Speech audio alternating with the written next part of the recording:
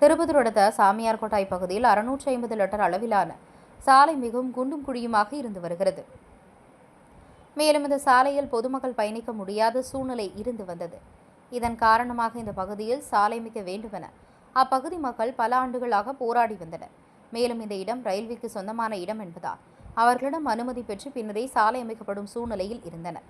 இந்நிலையில் தமிழகத்திலேயே இரண்டாவதாக இப்பகுதியில் 15 கோடி மதிப்பிலான மாவட்ட விளையாட்டு மையம் அமைய அடிக்கல் நாட்டப்பட்டு பணிகள் நடைபெற்று வந்தன.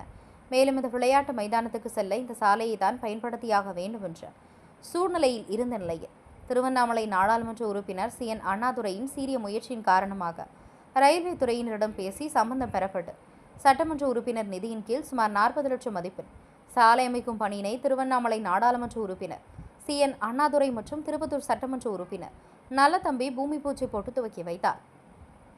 இதில் திருப்பத்தூர் நகர செயலாளர் S. ராஜேந்திரன் மற்றும் திமுக முக்கிய நிர்வாகிகள் பலர் கலந்து கொண்டனர். திருப்பத்தூர் செய்திகளுக்காக சி. ரமேஷ். போராட்டம் இல்லை.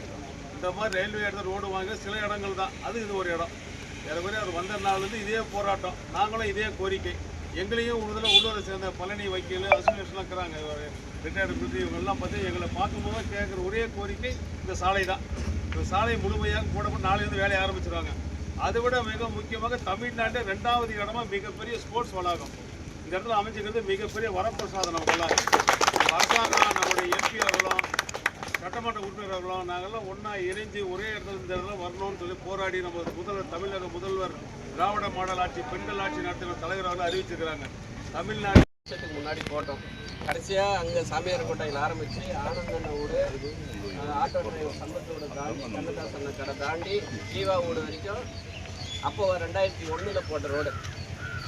அதுக்கப்புறம் பார்த்திங்கன்னா தொடர்ச்சியாக நம்ம முனிசிபாலிட்டி ஆன பிறகு பல்வேறு வகையில் நமக்கு ரோடு போடாமல் இருந்துச்சு. ஆக பெரும் முயற்சி முனிசிபாலிட்டியில் சொன்னால் முனிசிபாலிட்டியில் ஃபண்ட் இல்லைன்னு சொல்லுவாங்க. ஆக இது தீர்க்க முடியாத இந்த பிரச்சனைக்கு தான் போன சட்டமன்ற உறுப்பினர் தேர்தல் இந்த தொகுதி மேம்பாட்டு நிதியில் வந்து இதுக்கு பணத்தை ஒதுக்கிட்டு டெண்டரை வச்சு கொடுத்துட்ட பிறகு ஒர்க்கு செய்யும் போது தான் பல்வேறு இடர்காடுகள்லாம் எனக்கு வரும்போது தொடர்ச்சியாக அது நிறைய ரூல்ஸ் எல்லாம் இருக்குது. ரயில்வே துறை சார்ந்த கையில் அப்படி போகும்போது எல்லாம் ரொம்ப காலதாமதம். இப்போலாம் விரைவான அனுமதி கிடைக்கிறது ரொம்ப கஷ்டமாக இருக்குது. அதுக்கு சட்டமன்ற உறுப்பினர் சொன்னார், இப்போது 15 முறை இருக்கும். ஒவ்வொரு முறையும் சட்டமன்ற உறுப்பினர் பேசும்போது இந்த மாதிரி நிதி ஒதுக்கும் போட முடியாது. அதே போல் நகர SR அவர்களும் சொல்லியிருக்காங்க. பல முறை அவங்க ஃபோன் பண்ணும்போதெல்லாம் உடனே நீங்கள் லைனில் இருக்க பேசிட்டு வரணும். அவங்கக்கிட்ட சண்டை போட்டு அமைதியாக பேசி சண்டை போட்டோம். ஓரளவுக்கு பேசி கன்வின்ஸ் பண்ணி இப்போ வந்து அனுமதி பெற்றாச்சு.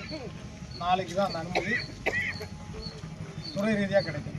இன்றைக்கி ஓரலாக அனுமதி அங்கே லெட்டர்லாம் டைப் ஆகிடுச்சு. அந்த அனுமதி வச்சு இன்றைக்கி நாளைக்கு அந்த அனுமதி கடிதம் வந்து துறைக்கு வரும். வந்த உடனே அந்த சாலை பணிக்கெலாம் தொடங்குவாங்க.